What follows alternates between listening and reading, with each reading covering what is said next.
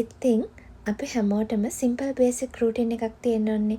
ඉතින් මේ simple basic routine එකේ අපේ කොටස් පහක් තියෙනවා. පළවෙනි එක තමයි අපි ක්ලෙන්ස් කරගන්න ඕනේ. දෙවෙනියට අපි ටෝනර් එකක් යූස් කරන්න ඕනේ. අවශ්‍ය නම් අපි සීරම් එකක් යූස් කරන්න පුළුවන්. ඊට පස්සේ මොයිස්චරයිසර් සන්ස්ක්‍රීන්. ඉතින් මේ අපේ දෙවෙනි ස්ටෙප් එකෙන් තමයි අපි අද කතා කරන්නේ. ඒ තමයි ටෝනර්. ටෝනර් එකක් අපි යූස් කරන්න ඕනිද? ඇයි අපි ටෝනර් එකක් යූස් කරන්න ඕනේ?